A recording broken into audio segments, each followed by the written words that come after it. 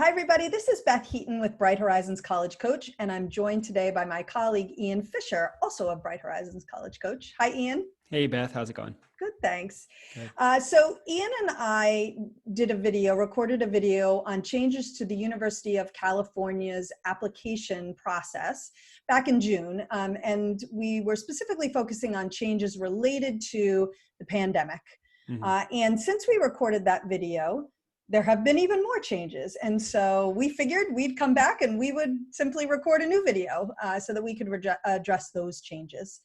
So some things have changed and some things have remained the same. We're going to start out with what has changed. And so, Ian, why don't we focus first on the thing that has changed since June, and that is around the UC standardized testing policy. So can you talk us through that? Yeah, I think a really big change, and one that was somewhat unexpected, because the UC had laid out this 4-year plan for how they were going to handle standardized tests, beginning largely with a reaction to COVID, but then also sort of responding to their general feeling about the SAT and ACT specifically.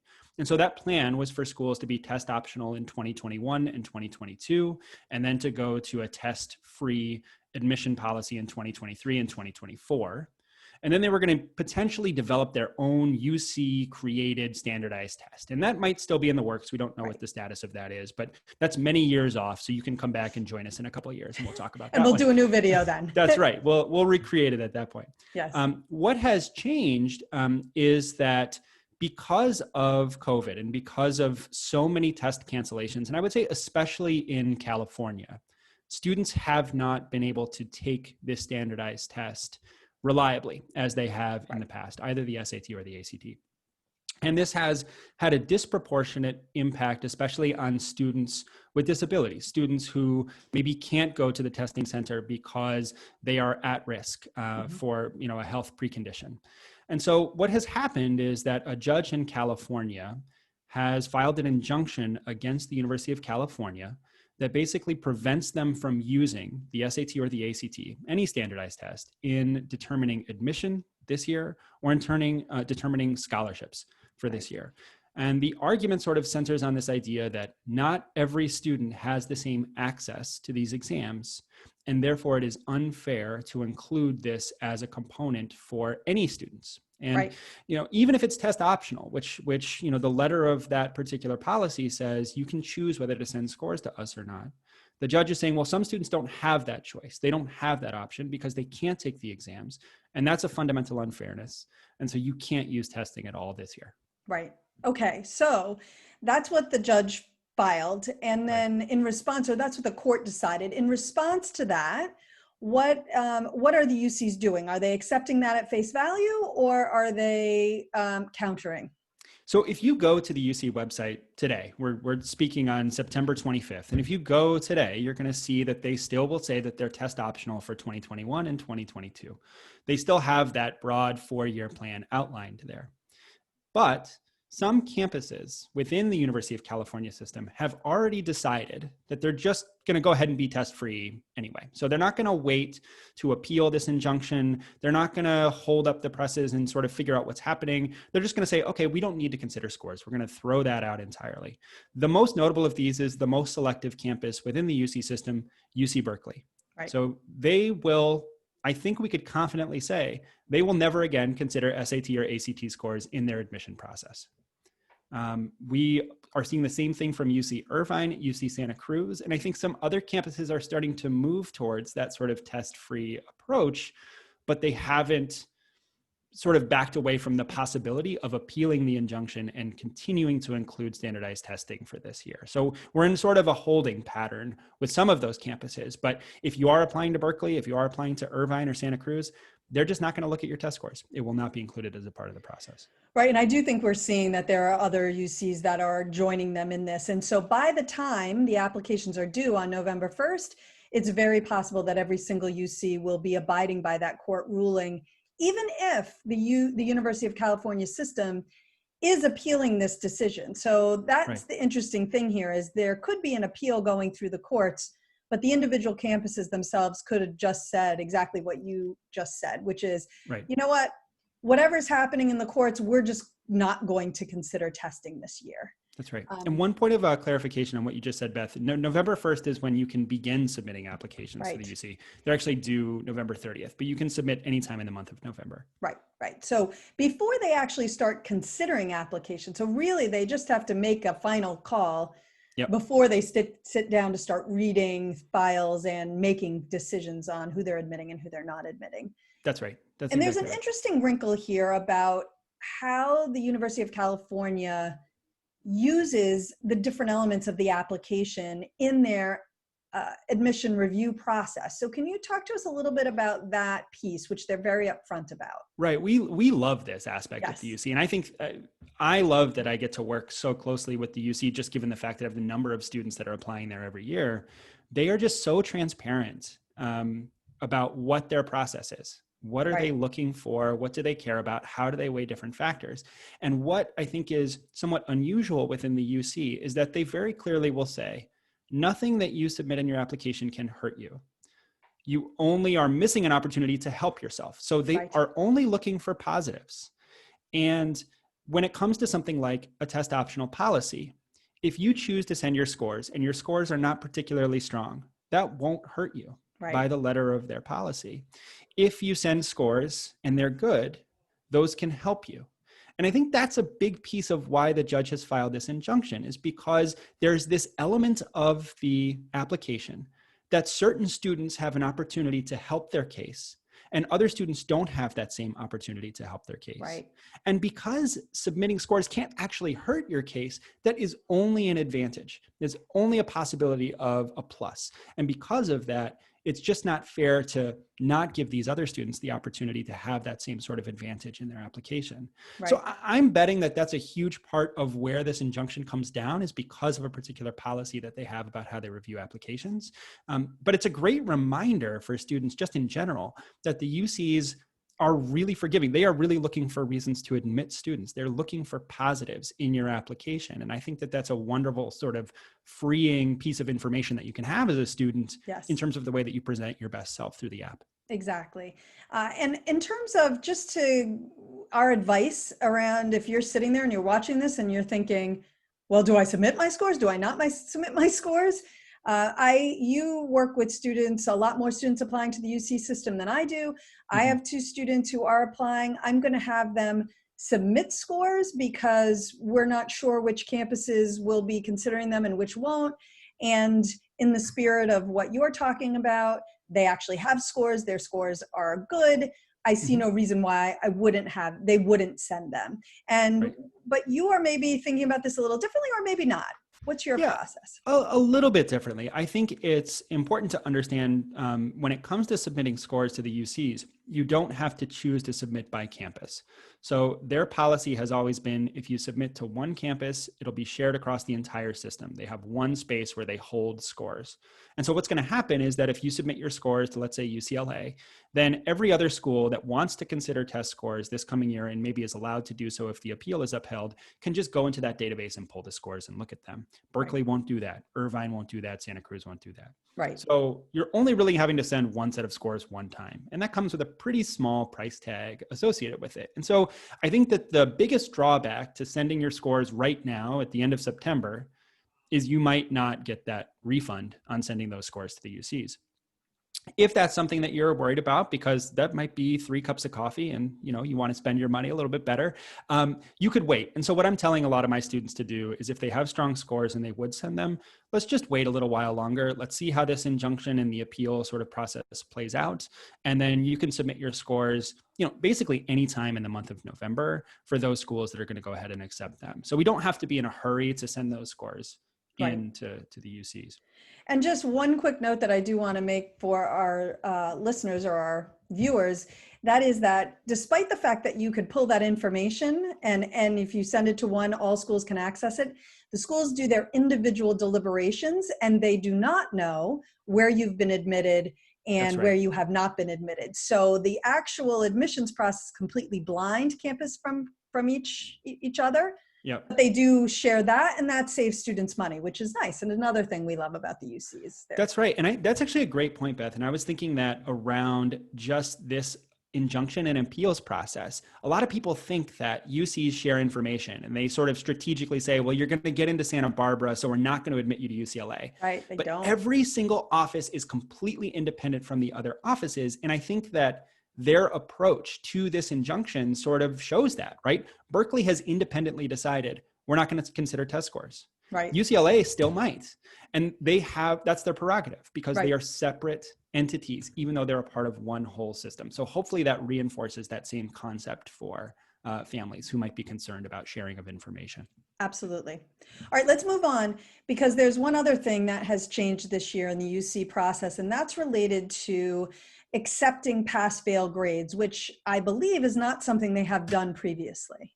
No, so you needed to have a C or better or a C minus or better. They don't use plus minus within the UC system, but a C or better in all of your A to G requirements. And so those are just another name for the typical solids that we describe when we talk about math, English, science, social science, language, et cetera. It used to be the case that you could not take those classes pass fail because they needed to see that you had some proficiency in those classes. Because of the pandemic and because so many different high schools decided that they were going to a pass-fail or a credit, no credit system, the UCs had waived that requirement. And so a lot of students who are applying to the UCs this fall will not have second semester grades from 11th grade. And the UCs can't have that because they need to be able to make decisions and admit this entire class of students. And so they basically waive the requirement that you get a C or better on all of your A to G courses for this year. And so I think that has two effects. One is that students don't need to be especially concerned about the particular policy that their high school took up this spring in response to the pandemic. The second effect, though, is that because the UCs focus so narrowly on 10th grade grades and 11th grade grades, you're basically cutting out a full quarter of what determines your GPA for the UC review. If you don't have the spring courses, then you're looking at fall of 10th and 11th and just the spring of 10th. And so that puts a greater pressure on your academic performance in 10th and the first half of 11th grade, which was obviously not something that you knew as a student when you were a 10th grader. But now it has that impact and effect. And so I think some students are saying, this is great. I had all A's in those first 3 semesters. I'm in great shape. And other students who maybe were trending upward and doing really well in the second semester of 11th grade are now in a position where, oh man, I don't get to improve my GPA because I only have a credit next to my transcript.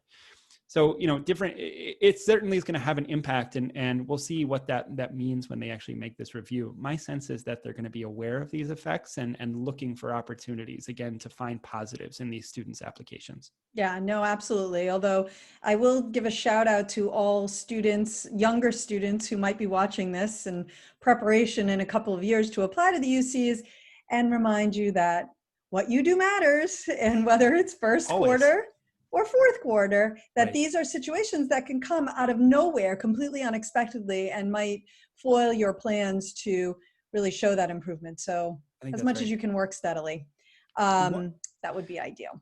And Beth, I wanted to, our colleague Becky Leichling was on our radio show last week, and we were talking about the personal insight questions for the UCs. And we briefly touched on this idea of test scores in their process in general.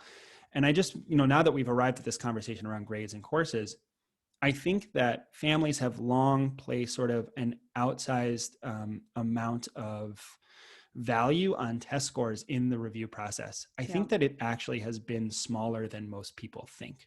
And that has meant that, as I've seen trends for students that I've worked with over the years, a student with good grades in courses but lower scores was much less likely to get into a certain UC than a student with lower grades and weaker courses but stronger scores. And so, I think that... Wait, just to clarify, I think what you meant was that students with higher grades and lower test scores were much more likely, right, to get into that? Did I not say that? You said less likely. That's why we need both of us here. Yeah. So typically the grades were the stronger predictor of successful outcomes than scores. And I very rarely saw students with really, really great test scores, high 700s, but sort of mediocre grades that were actually getting into the UCs of their choice. And so, I think that this change, it feels really big for testing to have gone away and for grades to be, sort of the only academic piece. But I think that they were moving in this direction anyway. So, I don't know that it's going to have a huge impact on the kinds of decisions that they'll be making, this year or next year or the year after that. Right. Well, we have always said that the transcript is the most important most Always. important document, right, in Yeah. your application at all schools. And I think what the UCs have always done is make us proud in that it's actually really true there, almost more, not necessarily more than anywhere, but you've seen those trends play out It's over time. consistent. It's Yeah, consistent. which Yeah, is really nice to see. All right. definitely. So those are the things that have changed, but there's a lot that hasn't. And so if we could just quickly kind of go through the elements, you mentioned the personal information, the essays that you have to write. Those are mostly the same. Talk They're all us the through same. that piece. Yeah. They're Okay. all the same. They have just such a great approach to essay review. You have 8 possible questions that you can respond to. You choose 4 of those questions and write 4 independent 350-word essays. And what's great about this is that you get to cover 4 different aspects of your high school experience, which is just so cool. Yes. Because when we talk to students about writing a personal essay, they have to choose one thing. And so there's usually an opportunity cost associated with that, because if I'm writing about this, then I can't write about that. Right. The UCs let you write about 4 different things together. And I think that that's really, really exciting. So that is the same as it has always been. And I think that it's really important for students to think strategically about what they want to share about themselves with those personal insight questions. Right. The UCs do have, like the Common Application, have introduced a question that's related to COVID and whether there've been any effects on your family.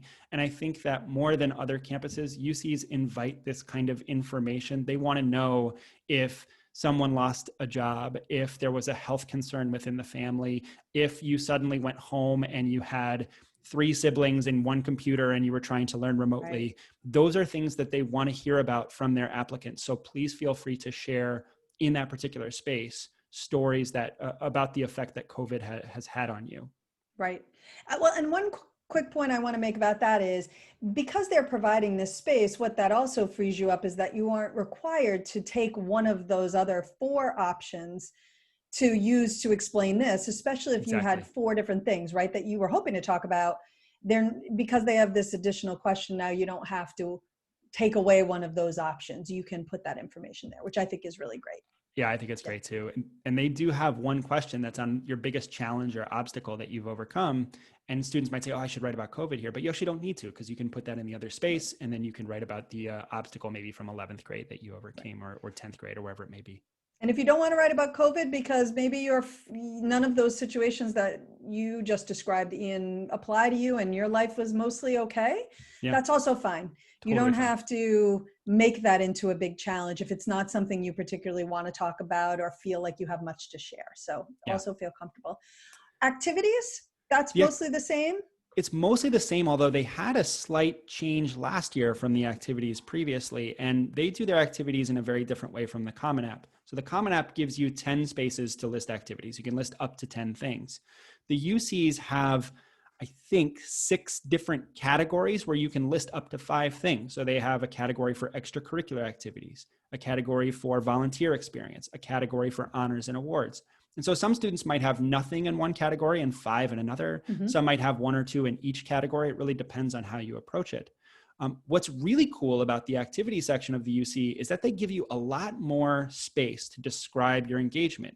Where the Common App only gives you 150 characters for a description, you can get anywhere from 300 to 500 characters in the UC application to provide a description of your involvement. And I think that one of the biggest mistakes that students can make around their UC application is just to treat this section like data entry. So to say, okay, I volunteered here, I did this many hours, and here's the basics of the project. Tell us more. Use them almost like mini essays in a form. Tell us what you actually did as a part of these activities. And I think that you can make an even bigger impact on your application because they're giving you space to be able to do so. Right. And conversely, if you don't have too much to share, it's fine to, if you played field hockey and you were on JV all 4 years and there isn't really a whole lot more to say than that, that's fine too, right? But it does give you a little bit more space to explain when you have something that warrants it. I think key messaging here is you don't need to write a ton just to write a ton, but you have the space to include more detail if it's relevant and will help the reader better understand what you're involved in. So that's exactly right. Key. Yeah. Yeah. All right, last thing before we go is another thing that has not changed is the community college path to the UCs. So can you give us the quick and dirty of that piece? So for community college students who are applying to the University of California system, you have to be in a position where you have completed 2 years of community college study in order to be eligible to transfer to a UC. So the minimum number of credit hours is 60. The maximum, I think, is 90. I would have to double check on that, but they basically want to put you in a position where you've satisfied 2 full years of study at a community college before you come into a UC. So for a lot of students who are thinking, well, I didn't get into a UC, I'm going to go to community college for 1 year and then transfer. That's not going to be a path that's available for you. But if you are committed to doing those first 2 years at your community college, then the UCs have created really clear pathways for students to be able to transfer to a UC for a particular major that they've chosen. As you are looking at these pathways, it's really important that you check with the assist.org website, which will tell you about credits that transfer from your community college to the UC campus that you want to choose in the major you've chosen. So give you a great roadmap there. You also are going to want to talk to any advisor that you have at your community college campus to make sure you're taking the right courses. You want to be able to transfer into a position where you come in as a junior at the UC, and so you can finish in 2 more years, a 2+2 kind of proposition. I have come to really love this pathway. I think it's just such a great option for students. And it's worth saying that when the UCs review transfer applicants, they consider all eligible California community college students first. Then they will consider all eligible community college students from outside of California. And then last, they will look at transfer applicants from 4-year colleges and universities. So I will tell students that if you want to transfer to UC Berkeley, you're better off going to Foothill College for 2 years than going to Stanford University, because they are looking first at the eligible students from those community colleges as a priority. Right. As I've heard it described to me, the goal with the transfer process at the UCs is to provide as many more students as possible with a 4-year degree, opportunity for a 4-year degree. So if you already have that opportunity because you're already enrolled in a 4-year program, then they figure you've got it covered and you're all set. So if you're at a Cal State, you're almost definitely not going to be transferring into a UC. If you are and you mentioned the Stanford, I think it's a great example. I think people sometimes feel like, well, that's even harder to get into, so of course they would take me. Well, most likely not. No. It's not like it never happens, but for the most part, that's not what the goal of the transfer process in the UCs is. That's right. And I think that that's a really important, the Cal State versus California Community College distinction is really important, because you'll find students that don't get into a UC of their choice. They might get into a local Cal State, and now they're trying to decide, do I want to go to this Cal State or go to a community college? If your goal is to graduate from a UC, you really want to start at that community college. Right. If you really like your Cal State and you could see yourself graduating from there, then you should choose your Cal State.